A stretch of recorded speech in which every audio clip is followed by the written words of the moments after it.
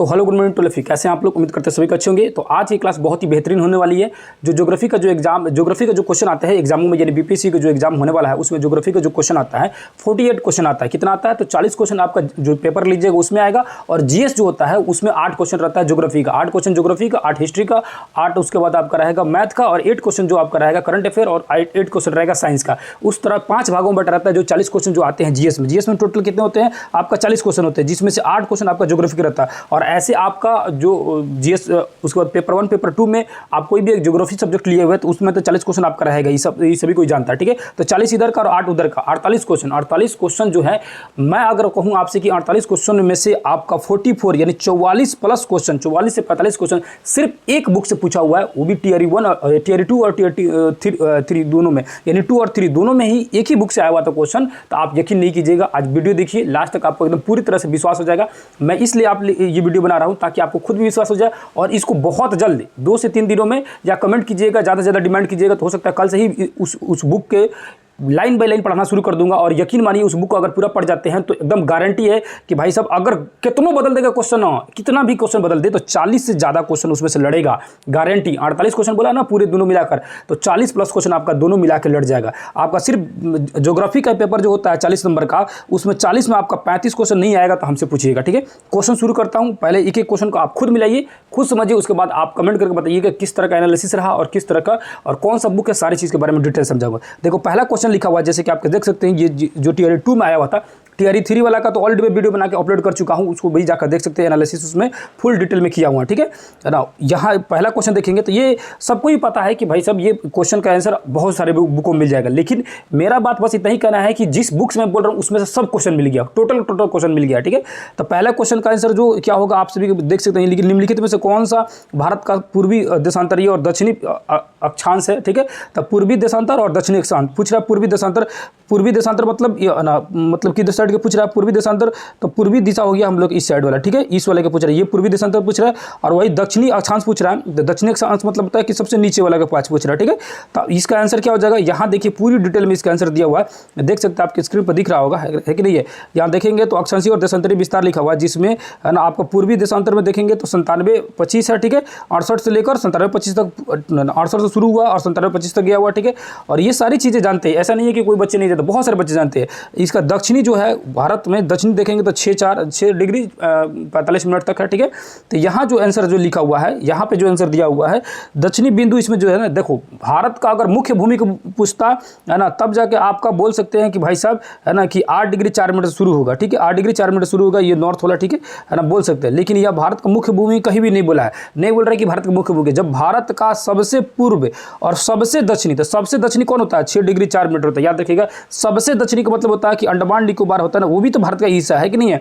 आगे है जी दूसरा नंबर क्वेश्चन, ये इस बुक में इसका पूरा डिटेल में आंसर दिया हुआ था। हालांकि बहुत सारे बुक मिल जाएगा, लेकिन आएगा और क्वेश्चन आएगा, आप टेंशन नहीं लीजिए। ऐसा क्वेश्चन आएगा जो आप ताजुब हो जाएगा। देखिए जैसे कि क्वेश्चन देख के दिमाग चकराया था ना आप लोग का टीयर 2 या 3 में, ठीक है, वो सारे क्वेश्चन इसी बुक से मिल जाएंगे। दूसरा नंबर क्वेश्चन देखिए, दूसरा नंबर क्वेश्चन भी बहुत ईजी है, सबको पता है कि नहीं है, लिखा हुआ निम्नलिखित में कौन सा कथन सही है? तो 3.28 मिलियन वर्ग किलोमीटर में भारत का क्षेत्रफल है, या स्थलीय सीमा 15,200 है, इसका जो मध्याह्न समय रखा है 82.5 डिग्री, ये सारी चीज़ें, तो सारी चीज़ें बहुत सारे बुक में मिल जाएगी। यहाँ भी मिल जाएगा आप सभी को, है ना। देखेंगे पूरा क्षेत्रफल तो 32,87,263 वर्ग किलोमीटर फैला हुआ है, जो विश्व का 2.4 है कि नहीं है। उसके बाद ये सारी चीज़ें यहाँ पर डिटेल में दी हुई देख सकते हैं। स्थलीय सीमा रेखा 15,200 है, ठीक है।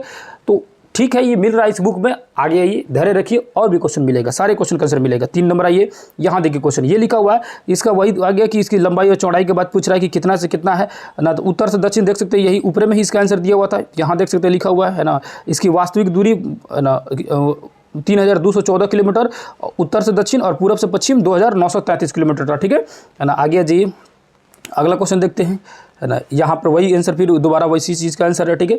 आगे आइए, यहाँ पर देखिए, यहाँ लिखा मलाबार तट से संबंधित निम्नलिखित में से कौन सा कथन सही है? तो मलाबार तट के बारे में बात कर रहा है, तो मलाबार तट के बारे में पहले यहाँ देखिए, इस बुक में पूरा डिटेल में लिखा हुआ मलाबार तट, एक ही बुक की सारी चीज़ है, ये सारा टॉपिक एक ही बुक से है, ठीक है। आप लास्ट तक बने रहिएगा, एक भी क्वेश्चन नहीं छूटेगा, ठीक है। तो मलाबार तट के बारे में पूरा डिटेल में पढ़िएगा तो समझ आ जाएगा। कन्याकुमारी के जो कहाँ से कहाँ है, मंगलुरु यानी कर्नाटक से लेकर दक्षिण में कन्याकुमारी यानी केरल तक फैला हुआ है, ठीक है। तो ये जो जब दक्षिण भारत का जब पढ़ा जाता है इस वाले एरिया में, तो इस वाले एरिया में ये पूरा मलाबार तट ही फैला हुआ है, ठीक है। अगला क्वेश्चन आ जाइए, अगला क्वेश्चन देखते हैं, ठीक है। यहाँ देखिए लिखा हुआ है सिंधु और सतलज के बीच में हिमालय स्थित है। तो बहुत सारे बच्चे को लगा था कि पंजाब हिमालय होगा, ये कश्मीर हिमालय होगा, कौन सा हिमालय होगा। ये 9th क्लास के बुक में ही खड़े खड़ी दिया हुआ था, लेकिन आपको नहीं मालूम है तो यहाँ भी इस बुक में भी देखो, ये SCERT बुक में भी बहुत सारा आंसर मिल जाएगा। लेकिन मैं बोल रहा हूँ कि SCERT आप 6 के पढ़िए, 8 का पढ़िए, 9th के पढ़िए, क्योंकि 6 8 एग्जाम जो देना चाहते हैं उसमें तो 8 9th और 10 तीनों पढ़ना बहुत जरूरी है, ठीक है। वो ठीक है, आप वो बहुत सारे बच्चे पढ़ भी चुके होंगे, नहीं भी पढ़े होंगे तो उसको पढ़ने में कोई खास टेंशन नहीं, आप पढ़ सकते हैं उसको, एक हफ्ता में तीनों किताब खत्म कर सकते हैं, आसानी से पढ़ सकते हैं। लेकिन मैं कर रहा हूँ सिर्फ एक बुक की बात कर रहा हूँ, ओनली वन बुक, जिसमें आपका 8th क्लास, 9th क्लास और 10th क्लास तीनों कंप्लीट हो जाएगा। कुछ अलग पढ़ने की जरूरत नहीं, एक किताब, पतली सी किताब, उसको पढ़िए और आप है ना 40 में 40, ये 40 का जो होगा उस GS पेपर उसमें 35 प्लस लाइए गारंटेड के साथ। देखो क्वेश्चन ऐसा तो नहीं है कि मैं क्वेश्चन खुद ही सेट कराऊंगा कि मुझे पता चल जाएगा कि 40 के 40 क्वेश्चन एकदम लड़ जाएगा, है ना। अनुमान है कि 40 में से 35 कन्फर्म लड़ जाएगा, क्योंकि 2 में 3 में जब लड़ गया तो भाई तो आने वाले एग्जामों में कहीं नहीं लड़ेगा, एकदम कन्फर्म लड़ेगा। आप उस पढ़िएगा उस हिसाब से तो एकदम लड़ जाएगा, है ना। आइए यहाँ पर देखिए, तो उसका आंसर यहाँ पर मिल गया, ठीक है ना। कश्मीर वाले में जो सतलज सिंधु के बीच में, इसको कश्मीर वाले और पंजाबी वाले दोनों कहते हैं, ठीक है। जो कि आंसर ऊपर में दिया हुआ था, जो कि आपके क्वेश्चन आपके सामने दिया हुआ था, है ना, कि क्या क्या था, ये ना कश्मीर और पंजाब हिमालय दोनों जगह, तो इनमें से एक से अधिक आंसर हो जाएगा, ठीक है। आगे आ जाइए, आगे देखते हैं। लो यहाँ देखिए, लिखा हुआ कि ब्रह्मपुत्र नदी का सबसे बड़ा निष्कासित नदी द्वीप, मतलब ये जो ब्रह्मपुत्र नदी द्वारा जो द्वीप बनता है, तो सबको पता था कि मौजली होता है, बहुत सारे जानते थे बच्चे, लेकिन इसका आंसर इसी बुक में दिया हुआ था। कहाँ पर, यहाँ देखिए लिखा हुआ इस नदी मार्ग से बड़े बड़े द्वीप पे पाए जाते हैं, जिसे माजुली विश्व की सबसे बड़ी नदी द्वीप है, ठीक है। विश्व की सबसे बड़ी नदी द्वीप है, ब्रह्मपुत्र नदी द्वारा बनाया जाता है जो। आज यहाँ पर देखिए, अब यहाँ देखिए बहुत सारे बच्चों को कन्फ्यूजन हुआ था, बहुत सारे बच्चे तो इसमें, बहुत सारे बच्चों से डिबेट भी हो गया था कि बहुत सारे बच्चे है ना, जैसे आए थे एग्जाम देके तो हम लोग से क्वेश्चन करना शुरू किए, तो इसमें बहुत सारे कन्फ्यूजन शुरू हुआ था। जैसे कि यहाँ लिखा हुआ कि निम्नलिखित में से कौन सी भारत की सबसे बड़ी खारे पानी की झील है। तो भाई साहब ये सबसे बड़ी खारे पानी की झील है सांभर, किसी ने बोला, देखो। और होता क्या है ना कि बहुत सारे बच्चे यहाँ पर आंसर जो लगा है इसी को देख के समझ लेते हैं कि, और एक जैसे कि Tier 3 का जो क्वेश्चन बनाया था तो उसमें एक बच्चे ने बीच में कमेंट किया कि सर आंसर गलत उसमें लिखा हुआ है, ठीक है। तो यार ये जो क्वेश्चन जिससे मांगा हूँ उसका लगाया हुआ है, ये मेरा नहीं लगाया हुआ कि आंसर सही है गलत है, उससे मतलब नहीं। किताब में देखो, है ना, कि आप लोग खुद देखिएगा, लो इसमें आपके सामने आंसर दिखेगा, आप अपने मन से जजमेंट कीजिए क्या सही है नहीं गलत है, उससे मतलब नहीं है, ठीक है। आप खुद समझिएगा, ठीक है, उतना तो सब कोई समझदार है, ठीक है। तो यहाँ देखिए जो आंसर क्वेश्चन लिखा हुआ है कि भारत की सबसे बड़ी खारे पानी की झील, तो देखिए ध्यान से क्वेश्चन पढ़िएगा, भारत की सबसे बड़े खारे पानी का झील है, भारत की सबसे बड़ी खारे पानी की झील है। यहाँ आइए, यहाँ देखो क्या लिखा हुआ है चिल्का भारत की सबसे बड़ी तटीय झील है, यानी लैगून, तट के किनारे, ठीक है। लैगून तटीय झील है जो उड़ीसा तट में, ठीक है। यहाँ एक क्वेश्चन लिखा हुआ, समझ आ गया कि सबसे बड़ी तटीय झील है। अब एक और नीचे आओ, इसी में देखो, यहाँ देखो क्या लिखा हुआ है, भारत की सबसे बड़ी खारे पानी का झील सांभर झील है। क्या भैया, तो भारत के सबसे बड़े खारे पानी की झील सांभर झील है, ठीक है। जबकि पुल्लीकट भारत की दूसरी सबसे बड़े खारे पानी का झील है। तो सबसे बड़ी, देखो इका भारत में सबसे बड़ी खारे पानी का झील सांभर झील, यही क्वेश्चन है, ठीक है। भारत में सबसे बड़ी खारे पानी की झील, है ना। क्वेश्चन आ जाइए, यहाँ देखिए, फिर से देखिए, भारत की सबसे बड़ी खारे पानी का झील, सेम क्वेश्चन। तो आंसर क्या हो जाएगा, ये सांभर, किताब के अनुसार यही आंसर होगा, है ना। अब जो आंसर जो माने नहीं माने उससे मतलब नहीं, किताब के अनुसार यही सेम टू सेम दिख रहा है। उसमें क्वेश्चन में तटीय नहीं लिखा हुआ है, ठीक है ना। यहाँ सबसे बड़े खारे पानी का दिख रहा है, तो सबसे बड़ी खारे पानी का झील सीधे आपको दिख रहा है सांभर झील, दूसरा नंबर में। उसके बाद से चिल्का झील, चिल्का बोल रहा है, पुल्लीकट झील दूसरा, ठीक है, सामने आपको दिख रहा है। अगला क्वेश्चन है जी, यहाँ पे देखिए लिखा हुआ, निम्नलिखित में से किस नदी के किनारे भारत का दूसरा सबसे बड़ा जलप्रपात शिव समुद्रम जलप्रपात स्थित है। तो किस नदी भैया है शिव समुद्रम जलप्रपात, है ना। तो कावेरी नदी है, कृष्णा है, महानदी है। इसका आंसर देख लीजिए, आपके सामने दिखा रहा हूं आंसर इसको।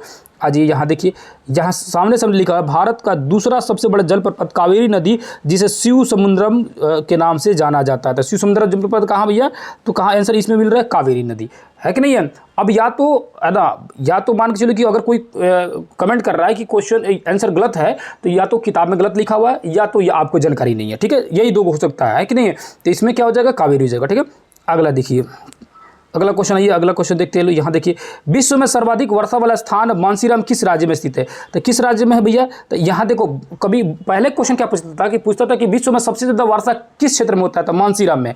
अब क्वेश्चन पूछते कि मानसीराम किधर हो जाएगा? तो ये मेघालय होगा कि नहीं होगा, लगा हुआ कि नहीं लगा हुआ, आंसर सही है कि नहीं सही है, पहले आप देख लीजिए, आंसर देख लीजिए, ठीक है। यहाँ देखिए क्या लिखा हुआ है आंसर, यहाँ ध्यान से देखिए क्या लिखा हुआ है। लिखा हुआ है क्या?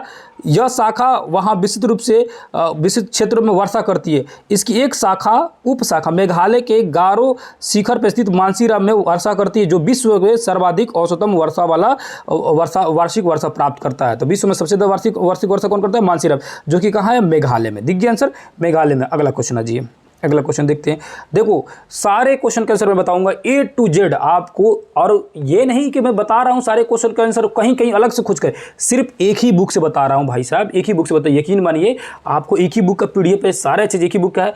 मैं उसको खुद भी चालू कराऊंगा। आप लोग ना विश्वास रखिए कि अगर उस बुक को पढ़ लेते हैं तो आप लोगों को कन्फर्म बहुत ज़्यादा फायदा होगा। एक बार आप लोग जो बच्चे जुड़े हुए हैं, आप लोग पढ़िएगा लो, यकीन मानिएगा लो, एग्जाम के बाद आइएगा लो, आप किसी भी बुक से पढ़िए, कोई दिक्कत नहीं। हम नहीं मना करेंगे भाई साहब कहाँ से पढ़ रहे हैं, आप पेड कोर्स करके पढ़ रहे हैं या जहाँ से भी पढ़ रहे हैं, जैसे भी पढ़ रहे हैं, उससे मतलब नहीं है।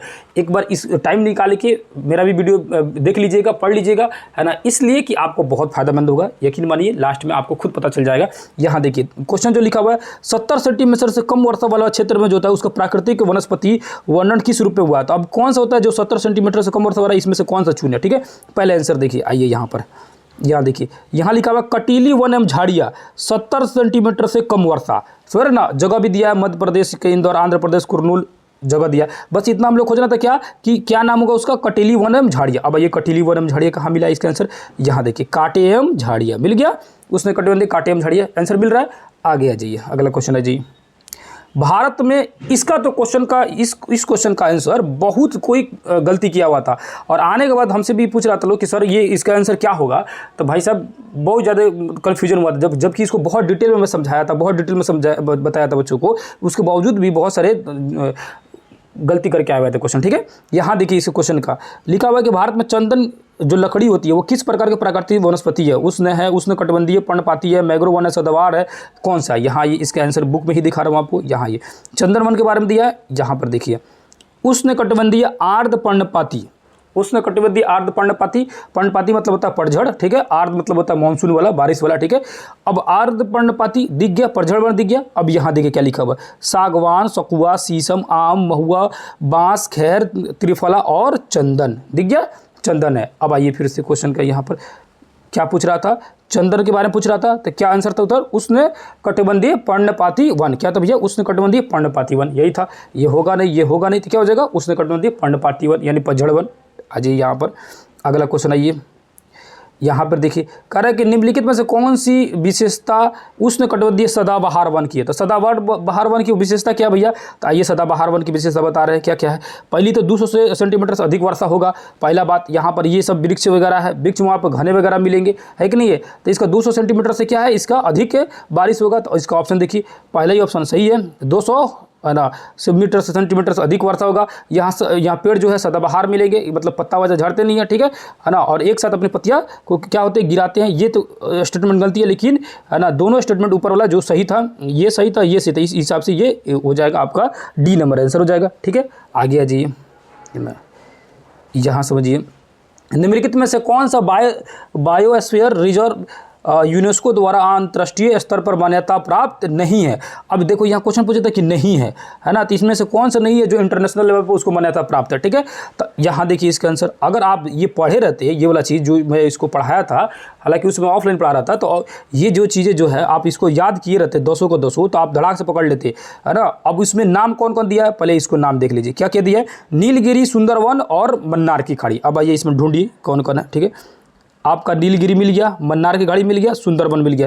देख रहे हो तीनों लाइन से दिया है, लग रहा है जैसे इसी किताबों में से क्वेश्चन छाप दिया है, नहीं लग रहा है? एकदम सिंपल, देख रहे हो कि नहीं, लाइनें से तीनों पहले दे दिया। पहले सोचा कि पहले लेखन पढ़ा है, देखो अब जो बच्चा एको बार इसको पढ़ा रहा था, जैसे क्लास में जो पढ़ाया था, एक बार भी पढ़ा था तो सीधे यही तीनों दे दिया, ऊपर से उठा कर दे दिया। आगे का तो छोड़ो, आगे का तो देवे देखिए, यही तीनों सीधे सीधे ऊपर से दे दिया, यही नीलगिरी, मन्नार की खाड़ी और सुंदरबन नहीं दिया है हुआ है।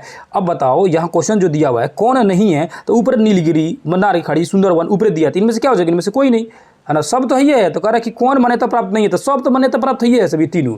सीधा सीधा दिख रहा है कि नहीं दिख रहा है आंसर? आप समझो कि लग रहा है जैसे इसी किताबों में से उठा के साफ दे दिया। देखो एकदम पूरा डाटा यहाँ पर देखिए।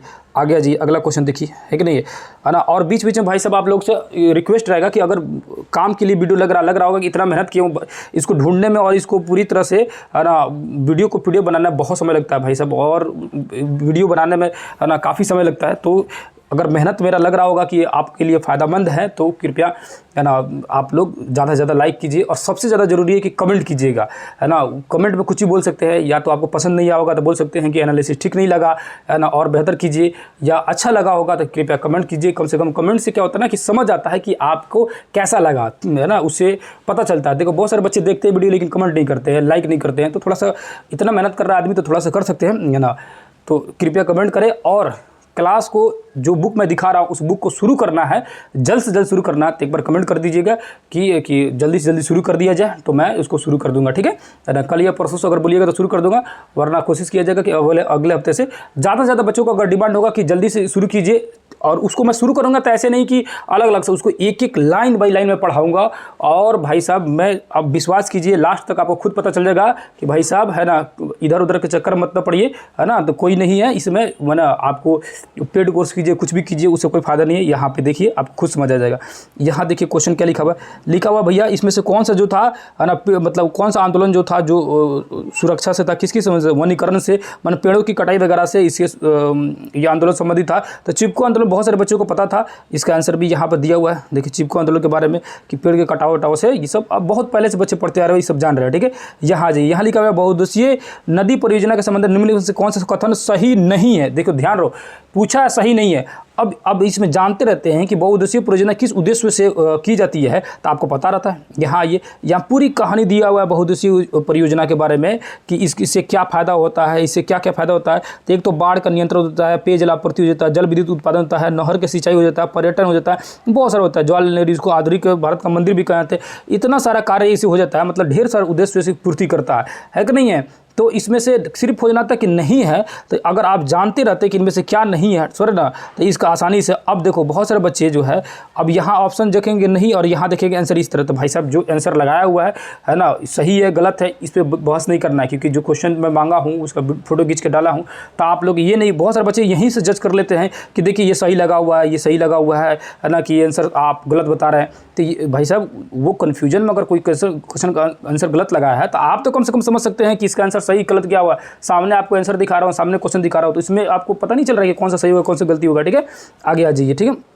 अगला देखिए कोशिश करते हैं, अगला क्वेश्चन आइए। यहाँ पर लिखा हुआ है निम्नलिखित में से कौन सा राज्य भर के सभी घरों के छत पर वर्षा जल संचयन संरचना को अनिवार्य रूप से बनाने वाला पहला राज्य। लो ये जो है क्वेश्चन में भारी कन्फ्यूजन हुआ था, मेघालय होगा, केरला होगा कि तमिलनाडु होगा, जो भी आंसर होगा, जो ये तमिलनाडु आंसर होगा कि नहीं होगा, इसको देख लेते हैं। इधर आइए, यहाँ पर देखिए सीधे सीधे लिखा हुआ। अब देखो ये जब ये क्वेश्चन में सच में जब एनालिसिस कर रहा था ना, यकीन मानो मुझे खुद लग रहा था कि किताबों में से क्वेश्चन उठा कर दे दिया लो। सीधे लिखा है तमिलनाडु एक ऐसा राज्य है जहाँ पूरे राज्य में प्रत्येक छत पर घर वर्षा जल संचयन करने का ढांचा बनाने का अनिवार्य कर दिए गए। इस संदर्भ में दोषी व्यक्तियों को कानूनी कार्रवाई हो सकता है। समझ रहे ना, देख रहे हो, सीधे सीधे किताबों में से उठा कर दे दिया। आगे आ जाओ, यहाँ देखो, यहाँ भी देखो, ये भी किताब का हूबही लाइन का क्वेश्चन है, ठीक है। यहाँ देखो गुजरात में नर्मदा नदी पर बने सरदार सरोवर बांध के लाभों से निम्नलिखित में से कौन सा राज्य समूह शामिल है। मतलब कौन कौन राज्य को इस सरदार सरोवर बांध से फायदा मिलता है। पहले ऑप्शन छोड़िए, आंसर आइए। यहाँ देखिए आंसर, यहाँ देखिए आपके सामने देखिए लाइव। सरदार सरोवर परियोजना मध्य प्रदेश, महाराष्ट्र, गुजरात एवं राजस्थान की संयुक्त परियोजना है जो कि नर्मदा और उसकी सहायक नदियों पर बनाई जा रही है। समझ आ रहा है, देख रहे हो, सीधा सीधा है ना। क्या आंसर मिल रहा है आप लोगों को, महाराष्ट्र, मध्य प्रदेश, गुजरात, राजस्थान, सीधे सीधे दिख रहा है कि नहीं दिख रहा। इसमें आंध्र प्रदेश कहीं था नहीं था, आंध्र प्रदेश है कि नहीं है ना। उसके बाद से आंध्र प्रदेश के अलावा ये कर्नाटक था, कर्नाटक नहीं था। इसमें देखिए फिर से कहाँ कहीं कर्नाटक आपको दिख रहा है, मध्य प्रदेश दिख रहा है, महाराष्ट्र, गुजरात और राजस्थान दिख रहा है कि नहीं है। तो सीधा सीधा आंसर दिख रहा है कि नहीं दिख रहा भाई। आगे आ जाइए, यहाँ पर देखिए भारत में खेती के आदिम रूप के लिए निम्नलिखित में से कौन सा शब्द का प्रयोग किया जाता। अब ये देखो, इसमें भी बड़ी कन्फ्यूजन कर रहा था सब बच्चा साहब कि भाई साहब है ना, कि बहुत सारे स्टूडेंट आए थे तो बोल रहे थे कि ऐसा क्वेश्चन पूछ दिया था ना जो समझ ही नहीं आ रहा था। अब देखो समझ नहीं आ रहा था, किसको नहीं समझ रहा था, ये भी देखो सीधे खड़े उठा के दे दिया किताब में से। यहाँ देखो ऑप्शन एक बार फिर से देखना कितनी मजा आएगा देखने में। वेबर, पामाडाबी और मिल्पा लिखा है ना, आ जाओ ऑप्शन देखो, यहाँ देखो आप देखकर ताज्जुब हो जाइएगा। देखिए यहाँ पर क्या लिखा था, बेबर लिखा था, है ना, बेबर लिखा था, पामाडाबी लिखा था, देखो बीबर, ठीक है। उसके बाद क्या लिखा था, पामाडाबी लिखा था, लो पामाडाबी दिख गया, 2 को तो मिल गया। तो जाहिर सी बात है कि इनमें से एक से अधिक तो ऐसे आंसर ऐसे तो डायरेक्ट दिख रहा है कि नहीं है। अगर हाँ वाला हो तो नहीं वाला होगा तो अलग ही बात है। तो कौन शब्द का प्रयोग किया जाता है, तो इनमें से एक से अधिक तो ऐसे ही दिख रहा है, बेबर दिख ही रहा है, पामाडाबी दिख ही रहा है, जो कि भारत में के दिख रहा है कि नहीं, है भारत के है। और किन क्षेत्रों का है, अब बताओ। क्वेश्चन चाहे कि उसी टॉपिक में थोड़ा सा फेरबदल कर दे, अब ये दूसरे जगह का पूछ ले तो क्या कीजिएगा, केरल का पूछ दे तो क्या कीजिएगा, है ना, पश्चिमी घाट का पूछ दे तो क्या कीजिएगा, है कि नहीं है, तब क्या कीजिएगा। तो मैं वही बताने की कोशिश कर रहा हूँ ना, ये जो टॉपिक जो मैं ढूंढ के लाया हूँ ना, जहाँ से क्वेश्चन पूछा ना, ये टॉपिक भी पूरी तरह से क्लियर हो जाएगा। उस बुक को पढ़ लिया जाएगा, इस बुक को, तो हमको लग रहा है कि पूरी तरह से कंप्लीट हो जाएगा आपका ज्योग्राफी का टेंशन खत्म हो जाएगा। और बहुत जल्द हिस्ट्री का लाने वाला हूँ, जब भी लाऊंगा धमाकेदार वीडियो लाऊंगा, और उसमें एक एक क्वेश्चन का ऐसा उसका ऑपरेशन करूंगा कि आप खुद देखकर ताज्जुब हो जाइएगा कहाँ से क्वेश्चन आ रहा है, ठीक है। ये देखिए यहाँ पर देखिए, अब ये जो क्वेश्चन था ना, इस बुक में भी दिया हुआ था और 10वीं क्लास के भी बुक में दिया हुआ है, जो पूछ रहा है कि झूम खेती को के बारे में सही मिलान करना है कि झूम खेती के नाम अलग अलग देशों में अलग अलग होता है। जैसे मिल्पा मध्य अमेरिका को मैक्सिको भी बोला जाता है, ठीक है। कोनको जो था, है ना, कोनको कहाँ का है, ठीक है ना। उसके बाद लद्दाख कहाँ का है, इंडोनेशिया मलेशिया किधर का है। तो इसको देखिए यहाँ पर, देखिए इसका आंसर है, यहाँ देखिए सीधे सीधे मैक्सिको में क्या है, मिल्पा यानी कि मध्य अमेरिका, ब्राज़ील रोका, मलेशिया में लद्दाख, वेनेजुएला में कोनको, सीधे सीधे दिख रहा है कि नहीं दिख रहा है। तो इसमें सिर्फ मैच क्या कर रहा है, इसमें मैच कर रहा है सिर्फ मिल्पा मध्य अमेरिका। अब हुआ क्या था कि बहुत सारे बच्चे की मैक्सिको और मध्य अमेरिका मालूम में नहीं था, तो इतना भी नहीं जानते हैं तो थोड़ी सी दिक्कत है। और ये चीज़ें जान कब जाएंगे, जब पढ़ा होता क्या है ना, कि जैसे क्वेश्चन के यहाँ लिखा हुआ है, तो जब पढ़ाते समय उसमें डिटेल से बताता हूँ ना, तो बहुत सारी चीज़ें उसमें बोल देता हूँ, तो उसमें बोलते समय वो चीज़ें तो लिखा नहीं है बुक में, है कि नहीं है। तो एक्स्ट्रा पढ़ाते समय भी एक्स्ट्रा बहुत सारी चीज़ें बताया जाता है, जो काफ़ी एग्जामों में फ़ायदेमंद होता है, ठीक है। यहाँ आइए, अब ये देखिए क्वेश्चन को, इस वाले क्वेश्चन में तो भारी कन्फ्यूजन हुआ था। ये देखो, इस भी क्वेश्चन का कंप्लेन आया हुआ था, ठीक है। लिखा हुआ था कि भारत में अरेबियन कॉफ़ी की निम्नलिखित में से किस प्रकार की गई थी, ठीक है। अरेबियन कॉफ़ी के बारे में बात करें, ठीक है। अब देखो इसमें से नीलगिरी पहाड़ी, बाबा बुदन की पहाड़ी, कैमरू पहाड़ी। अब इसका देखो आंसर कितना मजेदार है, इसका देखो सिर्फ इसी किताबों से टांग के उठा के दे दिया। देखो यहाँ पर, यहाँ देखो, कहवा अबिसिनिया पूर्वी अफ्रीका के उच्च भूमि पर मूल पौधा है जिसे सर्वप्रथम बाबा बुदन की पहाड़ियों पर रोपा गया था। देख रहे हो, लग रहा है कि इसी बुक में से उठा दिया है पूरी क्वेश्चन में को। देखो बाबा बुदन की पहाड़ी दिख रहा है कि नहीं, बाबा बुदन के दम बाबा जी दिख रहे हैं पूरी से आप लोगों को, है कि नहीं। आगे आ जाइए, आप लोग आ जाइए, है ना। आप लोग को देखो, मैं जो क्लास चला रहा था तो बहुत सारे बच्चों को कन्फ्यूजन था कि, है ना, कि सर वो क्या पढ़ा रहे हैं, नहीं पढ़ा रहे हैं, आएगा कि नहीं एग्जामों में से, उतना क्या पढ़ा जाएगा। देखो मैं कुछ सोच कर ही चला रहा था, है ना। हालांकि ये चीज़ें मैं लेट से शुरू किया आप लोग को पढ़ाना, लेकिन विश्वास रखिए, है ना, मई हाफ तक 15 मई तक आप लोग को ज्योग्राफी का पूरा तरह से, है ना, तैयार करा देंगे, ठीक है। आप लोग कंटिन्यू जुड़े रहिएगा, एकदम पूरी तरह से हो जाएगा। यहाँ देखिए, अब ये लिखा है कि निम्नलिखित में से गैर धात्विक श्रेणी यानी अधात्विक, गैर धात्विक मतलब क्या होता है, धातु नहीं है, अधातु है। तो अधात्विक श्रेणी में से संबंधित कौन सा समूह है। अब इसमें से तो बहुत सारे बच्चे जानते नहीं जानते, उससे मतलब नहीं है। इसका आंसर देखिए, गैर अधात्विक मतलब अधातु होता है, गैर धात्विक मतलब, सॉरी यहाँ क्या लिखा है, गैर धात्विक मतलब होता है अधातु, याद रखना। माने गैर मतलब क्या होता है, गैर मतलब अलग, धातु नहीं है तो क्या होगा, अधातु ही ना होगा। तो अधात्विक के बारे में पूछ रहा है यहाँ, ये यानी अधात्विक खनिज के बारे में पूछ रहा था। क्या है, अभ्रक, नमक, पोटास, सल्फर, चूना पत्थर, संगमरमर, बलुआ पत्थर, दिख रहा है। अब इसमें से क्या क्या आपको मैच कर रहा है, इधर रहिए।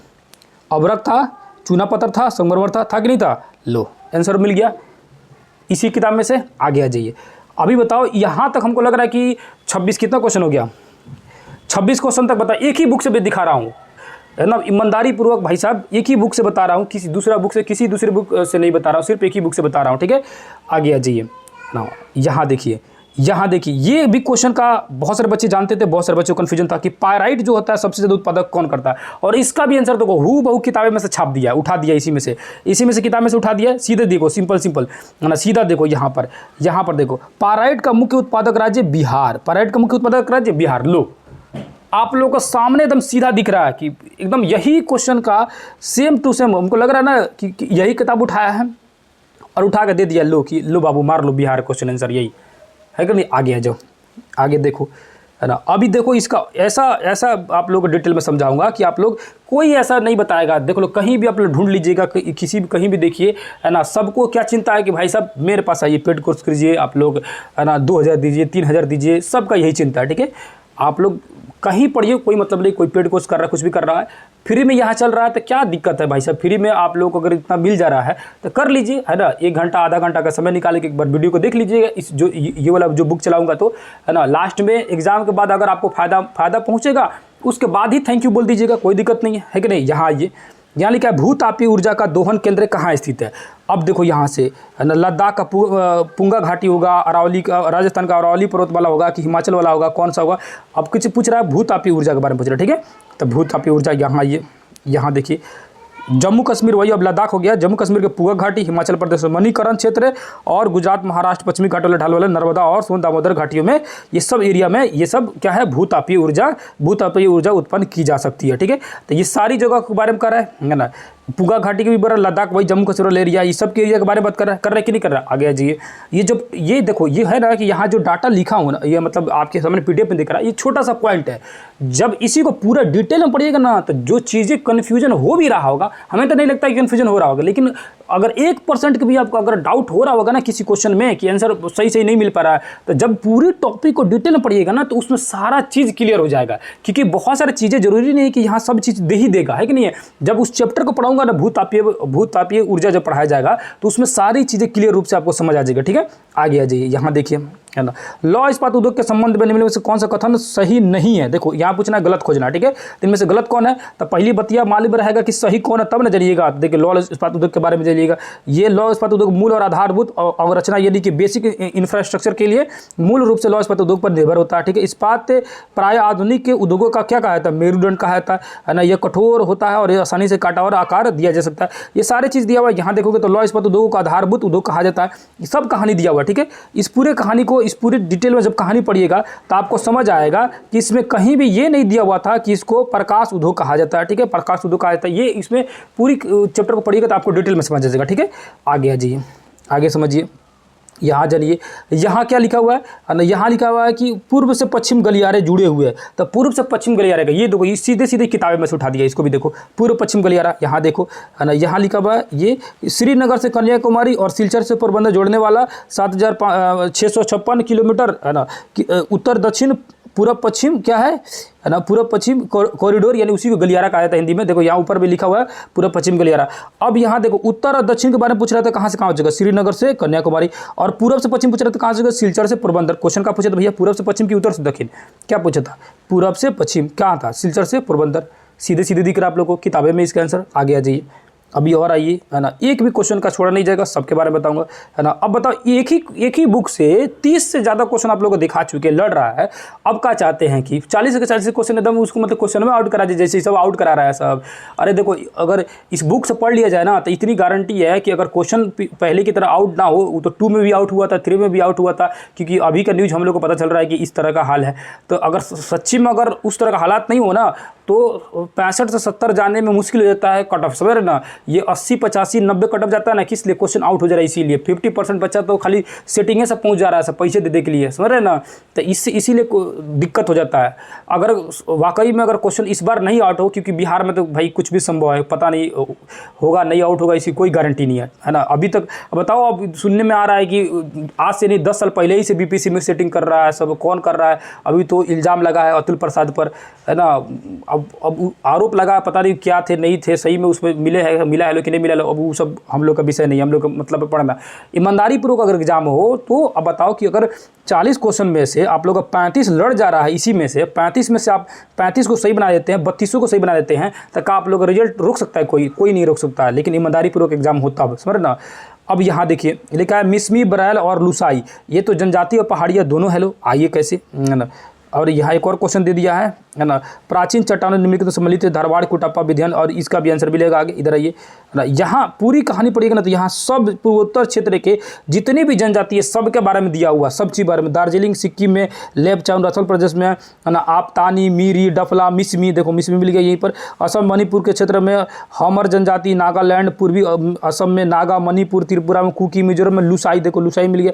ये सब मैंने पूरी जनजाति के बारे में डिटेल में मिल जाएगा। अब पूरा इसको डिटेल में पढ़ा जाएगा ना, जब डिटेल में इसको पढ़ाऊंगा भी तो सब मिल जाएगा। मेघालय में गारो, खासी, जयंती या पहाड़ी भी है, जनजाति भी है, ये सब, ठीक है। आगे जाइए, है ना। पेन्नार नदी का उद्गम स्थल, अब देखो ये क्वेश्चन भी काफ़ी किसी को कन्फ्यूजन हुआ था कि पेन्नार नदी का उद्गम स्थल कहाँ है।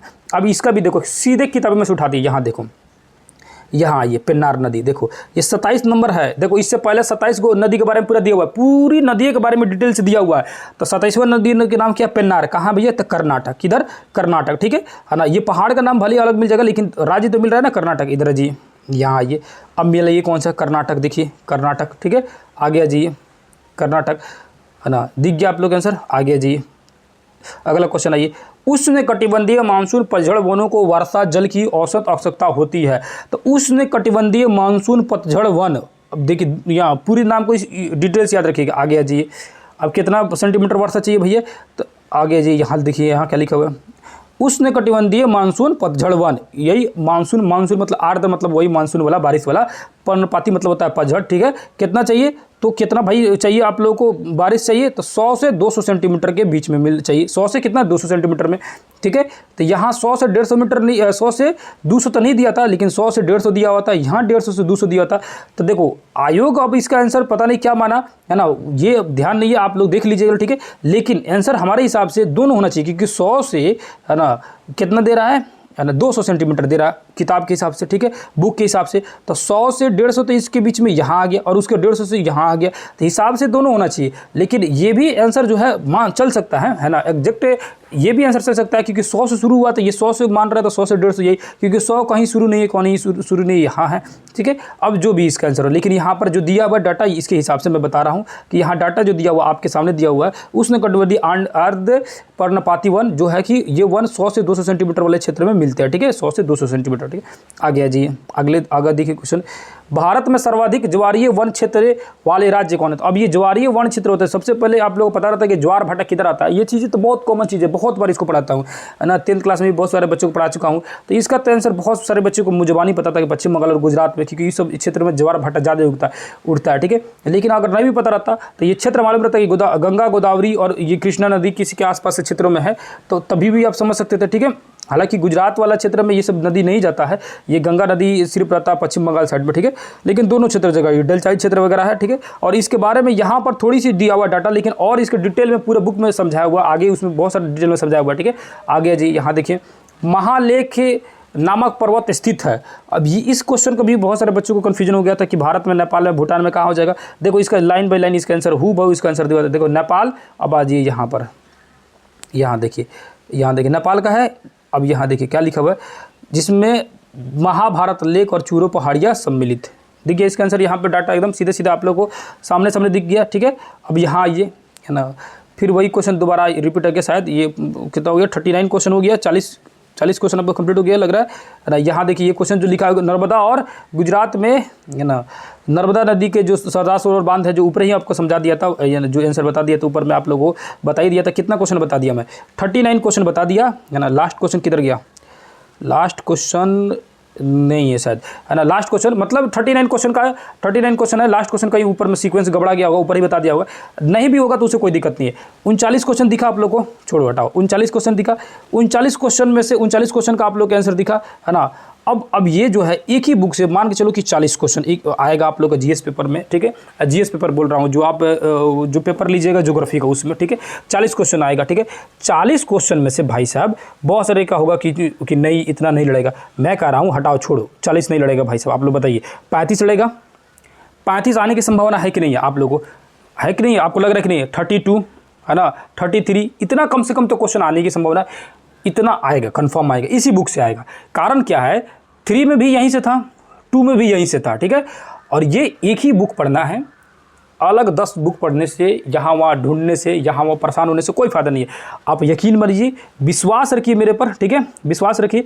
और अगर विश्वास होगा तो कृपया आप लोग एक बार मैसेज कर दीजिएगा, कमेंट कर दीजिएगा, ताकि आप लोगों को पता चले कि बिल्कुल आप लोग हम पे भरोसा कर रहे हैं कि इस बुक को शुरू किया जाए। और आप लोग जितना जल्दी कमेंट कीजिएगा, जितना जल्दी कहिएगा कि कल से शुरू किया जाए, परसों से किया जाए, नेक्स्ट डे से किया जाए, या 1 वीक के बाद शुरू किया जाए, या खुद आपको एनालिसिस करना होगा कि नहीं पहले मिला लेता हूँ, मैं देख लेता हूँ ये। तो जो भी हो, आपको जिस तरह का भी सजेशन चाहिए, जिस तरह का भी राय चाहिए, आप बेधड़क कमेंट कीजिएगा, बेधड़क बोलिएगा।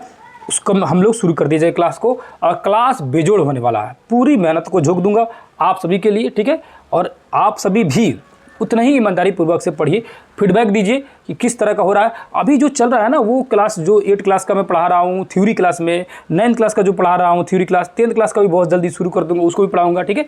तो वो जो चल रहा है ना वो सब क्या है कि वो तो बेसिक नॉलेज है, वो चीज़ तो पढ़ना ही पड़ेगा, वो चीज़ को तो आपको नॉलेज होना ही चाहिए। वो तो रीडिंग देने वाला बुक है, वो तो बचपन का बुक है, आप सभी को तो उसको तो मतलब ऐसे ही जैसे एक दिन बैठे 8 क्लास को पूरा निपटा दिए, ऐसा नहीं है कि उसको समय लगा लगेगा, धीरे धीरे पढ़ना है। मैं तो उसको डिटेल में समझाता हूँ ताकि चैप्टर के अलावा बहुत सारी चीज़ें आपको क्लियर हो जाए। बहुत सारी चीज़ें होता है जो चैप्टर में कम दिया रहता है, बातों बातों में एक्स्ट्रा आदमी बता देता है, वो हो सकता है कि कभी कभी एग्जाम में आ जाता है तो फायदा कर देता है कि नहीं, तो वो अलग चीज़ हो गया, उसको तो पढ़ना ही है। उसको तो कभी मैराथन क्लास लाया जाएगा, है ना, और उसमें एक ही दिन में 8 क्लास का कंप्लीट, एक ही दिन में 9th क्लास कंप्लीट, एक ही दिन में 10th क्लास कंप्लीट, सबको कंप्लीट कर लिया जाएगा। लेकिन जो ये बुक की मैं बात कर रहा हूँ ना, इस बुक में हर चीज़ दिया हुआ है। 8 क्लास का, 9th क्लास का, 10th क्लास, तीनों को कंबाइंड दे दिया है। यहाँ तक 10th का ही छोड़ो, 11th 12th का भी कंबाइंड दे दिया है। पूरी बुक को अगर मैं पढ़ा दूँ डिटेल में, अगर जितना जल्दी शुरू किया जाएगा ना उतना हम लोग के लिए सही रहेगा कि इसको 10 दिन में कंप्लीट कर लीजिएगा। उसके बाद PYQ सब किसी को पता है, प्रीवियस ईयर क्वेश्चन बैंक जो रहता है, उस क्वेश्चन को लगाया जाए। किसका? तो भैया BPSC का PYQ, उसका भी मेरे पास है PYQ BPSC का, जो कब एग्जाम पूछा हुआ आपको नीचे दिख जाएगा, उसका भी पूरा तरह से दिख जाएगा कि इस साल ये क्वेश्चन पूछा हुआ है। ज्योग्राफी का, स्पेशल ज्योग्राफी का पूरे डिटेल में पढ़ा जाएगा। अब रह गया कि बहुत सारे बच्चों का था कि Tier 3 में बिहार से क्वेश्चन भैया बहुत ज़्यादा था, ठीक है ना, बिहार से क्वेश्चन बहुत ज़्यादा था। जैसे बिहार से मतलब 8-9 क्वेश्चन आ गया था बिहार से, ठीक है। तो बिहार का भी मेरे पास पूरी तोड़ है, और बिहार के जो क्वेश्चन उसका भी एक बुक है, और ज़्यादा बड़ा नहीं है, एक भी छोटा सा बुक है, एक बुक, ठीक है। और उसी बुक से पूरी बिहार कंप्लीट हो जाता है। और पूरी बिहार में जानना क्या, हम लोग को अगर बिहार ज्योग्राफी का एग्जाम दोगे तो बिहार का सिर्फ ज्योग्राफी ना जानना है जी। अगर हिस्ट्री आपका पेपर होगा तो हिस्ट्री नहीं जानना होगा, दोनों होगा तो दोनों यही ना जानना है। ऐसा थोड़ी है कि बिहार का पॉलिटी जानना, इकोनॉमिक्स जानना, बिहार का साइंस जो मतलब पर्यटन स्थल, हाबी जाबी, दुनिया भर की चीज़ थोड़ी जानना है, सिर्फ बिहार का ज्योग्राफी जानना है कि नहीं है। अगर ज्योग्राफी पेपर होगा तो हिस्ट्री की बात करूंगा, हिस्ट्री में जब तो हिस्ट्री जानना है। तो वो टॉपिक जो मैं बोल रहा हूँ ना, बुक है ना जो बिहार का बता रहा हूँ, उसमें ऑल दिया हुआ है। उसमें से सिर्फ अगर ज्योग्राफी पढ़ना होगा तो बहुत छोटा सा पार्ट है, और उसके बाद उसको चैप्टर वाइज दिया है, उसका MCQ क्वेश्चन भी दिया हुआ। उससे क्या होगा ना कि बिहार का एक भी क्वेश्चन आपका गलती नहीं होगा, एक भी क्वेश्चन गलती नहीं होगा। तो इस तरह हम लोग क्या करेंगे, ज्योग्राफी पूरी तरह से उसका फुल सर्जरी कर देंगे लोग, समझे ना, और पूरी तरह से निपटा लेंगे लोग। और आप सभी का सहयोग बना रहा तो हम लोग धमाकेदार वीडियो लाते रहेंगे लोग। और जितना भी ये चल रहा है ना, पेड कोर्स जो भी चल रहा है, जहाँ भी चल रहा है, आप लोग जिधर भी करना है करते रहिए, है ना, उससे कोई मतलब नहीं। पैसा लगाया हो तो पैसा तो सधाना ही पड़ेगा, ऐसा नहीं है, सुन ना।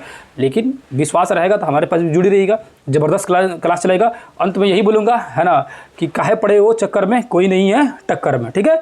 आप लोग जुड़े रहिए, और वीडियो को अगर बेहतर लगेगा, मस्त लगेगा कि मेहनत मेरा साकार है। पूरी पसीना से तो भाई साहब आप लोगों को दिख नहीं रहा होगा, लेकिन इसको वीडियो बनाने में मेरी जो हालत हुई है ना, पूरी उसको ढूंढने में, पूरा ढूंढ को इसको बना के अभी, है ना, आप लोगों को दिखा नहीं सकता हूँ। बस से आप इतना ही कीजिएगा मेरे लिए कि कमेंट कर दीजिएगा प्लीज़, है ना, बता दीजिएगा, क्योंकि आपके कमेंट से जो जितनी मेहनत होती है संतुष्टि मिल जाता है, ठीक है। तो भाई साहब यहीं पे वीडियो को अंत कर रहा हूँ, है ना। जितने मेरे दोस्त हैं, है ना, सब किसी से मैं विदा लेता हूँ। फिर दूसरी क्लास में आया जाएगा, और कौन सब्जेक्ट के चाहिए बता दीजिएगा। समय लगता है उसको एनालिसिस करने में, उसको ढूंढ के लाने में, है ना, और उसको PDF बनाने में काफ़ी समय लगता है। तो मैं बनाऊँगा, सारे वीडियो को बनाऊँगा, एक एक करके सारा वीडियो आते रहेगा। तो यहीं पर करते हैं वीडियो का अंत, फिर किसी दूसरे क्लास में मिलेंगे। तब तक के लिए धन्यवाद, नमस्कार, अस्सलाम वालेकुम, जय हिंद, जय भारत।